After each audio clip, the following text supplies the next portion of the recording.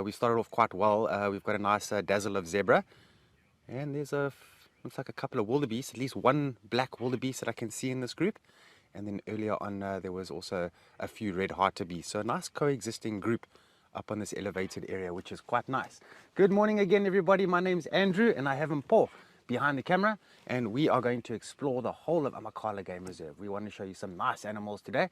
So yeah, let's keep our fingers crossed, and hopefully some good sightings this morning. Yeah. Back to the zebras over here. It's quite nice how they're all swishing their tails there. And then there's that one wildebeest, black wildebeest that you can see with him, who's actually a territorial individual. I've seen him here quite a few times.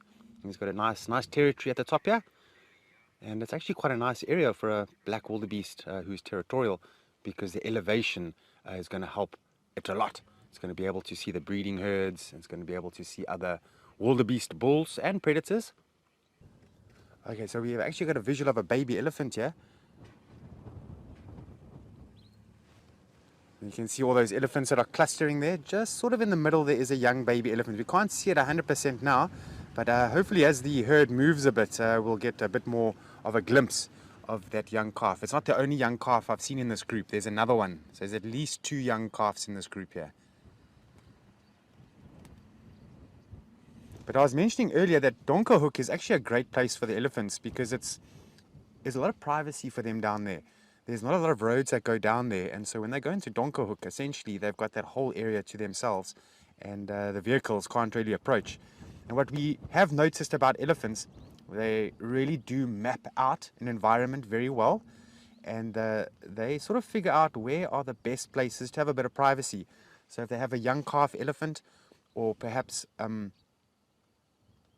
maybe they just want to, just be by themselves, or even a pregnant female that wants to give birth, they go into these sort of private areas where vehicles can't get to, which is quite smart, and I don't blame them.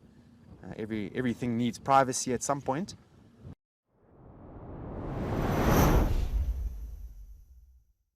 Yes, thank you, Andrew. Look what we've got. This one's definitely not 20 years old. It's a little tiny elephant.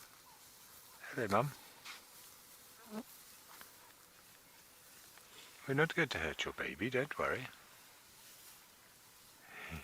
Little fluffy thing. Yeah, I'm gonna move. Sorry for the radio. Oh, it's okay, you carry on.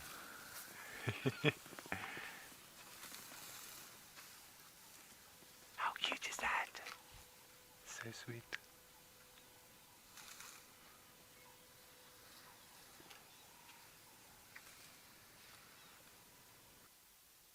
Very parallel tusks, this one in front. Of course, one of the differences between the forest elephants and the savanna elephants is their tusks. The forest elephant's tusks are very much more straight and point down towards the ground, because they are not used for really the same thing. And if you're in thick vegetation, then having big forward-facing tusks like this is going to make your life a little bit more complicated if you're walking through forests. Look at the little notch taken out of the tusk closest to us, so that right-hand tusk shows that she favours that tusk when she's breaking branches off. And over years it's created that little groove within the ivory.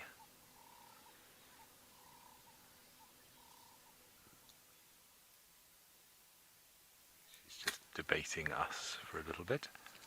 Looks like she might be pregnant, this one.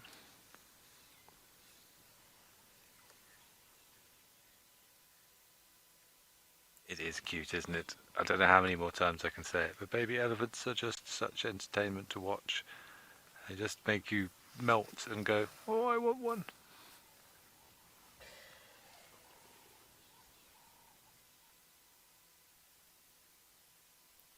Just watching this cow, she seems fine, but she's sort of mock feeding. She's moving a few steps and then just taking a look at us, almost pretending to feed. This is sort of behaviour that elephants do when they're kind of figuring out what's going to happen, what sort of mood they're in.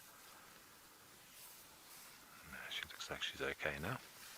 Here comes a male, but not a big male. Obviously still probably a late teenager, just still hanging out with the herd. He's very, very dark though. He's been playing in the mud at some point during the night.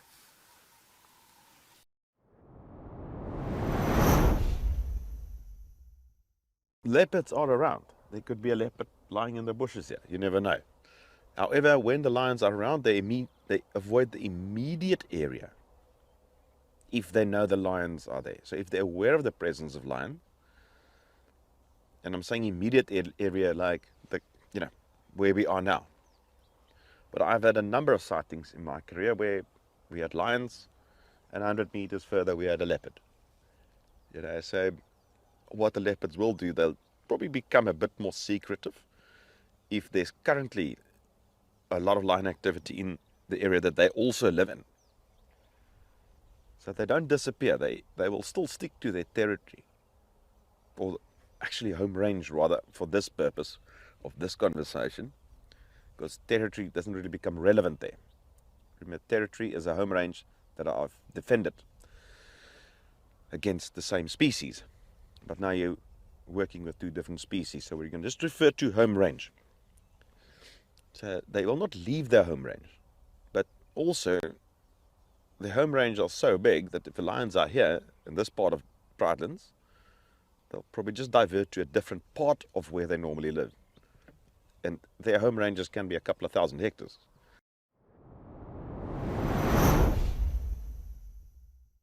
And off they go, 1, 2, 3, 4, 5, 6, 7. It's 7 of them. And this is fantastic.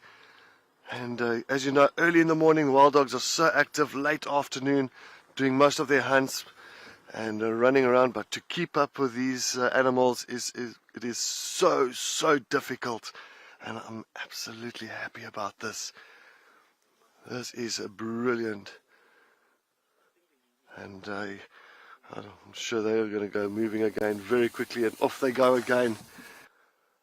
And, but they were chasing impala all over the show, and it's amazing how quickly they locate each other again to kind of come back to the pack. And a fantastic sense of hearing, and of course when it comes to chasing stuff, they will run for kilometers until they run down that prey species. But it is so beautiful, and look at those white tails.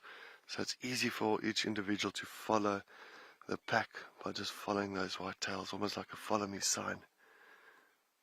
But off they go again.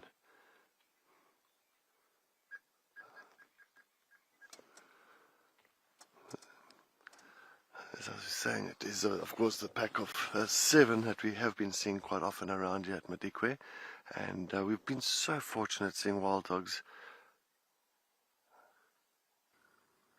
And why they're so successful, I mean, like, their success rate are from, of course, stalking, running, and killing is around about 85-90%. And why they are so successful, they pretty much run. They've got so much stamina. They outrun their prey. They actually run their prey until the prey is completely worn down, and then they go into the prey goes into like a shock state, and then of course wild dogs will grab it then, and they almost work like cyclists. So if one dog decides to kind of fall back a bit, getting tired, the next one will take over, and so forth.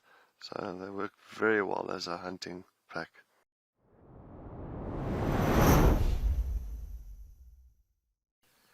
Yeah, well, can you believe it? For the 3rd day running, we've got our little group of ground hornbills, of which there are normally 3, although currently we can just see 2, one in the tree here and another one off to the left. I'm not sure who's who yet, but everybody's just having a bit of a groom. They were probably a little bit damp from all the dew. You can see it's quite a misty morning here again, as all of this excess water begins to sort of burn away and leach into the atmosphere. We haven't heard any calling this morning. We had some very interesting sounds as they interacted with each other. I think it was yesterday morning. Noises that I haven't heard hornbills make before. We often hear that deep booming territorial call, particularly first thing in the morning. But yesterday was more little sort of contact calls as they were chatting to one another, which was a noise I've never heard before. So it's always nice to get close to them, and I know Ralph a couple of days ago was allowing you guys to listen to the cheetahs purring, when you do hear things like that, it's really rather special. We've got a very unusual thing happening here. We've got a yellow-billed hornbill eating a baby bird. And it's struggling to actually get the bird into its mouth because the bird is so big. This is crazy cool, and the only reason we stopped here is because, oh, there it goes, is because there was a whole lot of, oh good, it's landed. There were a whole lot of birds alarm calling and we weren't really sure what was happening. So we stopped to see what was going on, and Panda spotted this hornbill with a chick in its mouth, with all of the rattling testiculars going absolutely wild. Now I don't know if this hornbill is the only thing these birds are alarm calling at. It would make sense. I don't know where it managed to find a chick, but I think that's what's got everybody so upset. We thought it might be a snake or an owl or something. We were very surprised to see that it's this hornbill that's managed to catch a chick somewhere.